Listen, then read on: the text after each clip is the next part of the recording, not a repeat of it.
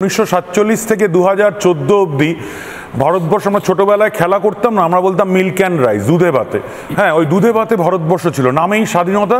কোনো স্বাধীনতা নয়, দরকার হলেই আমেরিকা, দরকার হলেই রাশিয়া, দরকার হলেই IMF, দরকার হলেই বিশ্বের কাছে যাওয়া।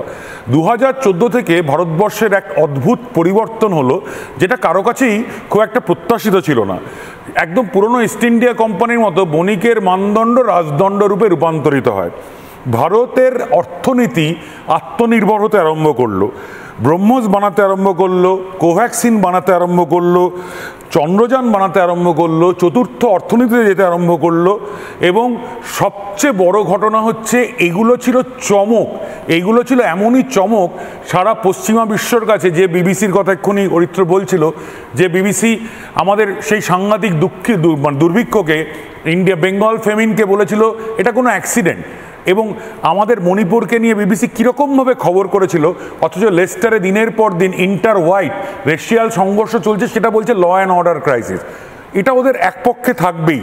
এবং ওদের কাছে ন্যাটো, ওয়েস্টার্ন ওয়ার্ল্ড এবং আমেরিকার কাছে ভারতবর্ষ এই পাকিস্তানের সঙ্গে যুদ্ধের পরে, বলবো না, এই টেরিটোরিয়াল স্ট্রাইক বা আমাদের টেরার বেস স্ট্রাইকের পরে ভারতবর্ষ এক অপ্রত্যাশিত শক্তি হিসেবে প্রকাশ করেছে।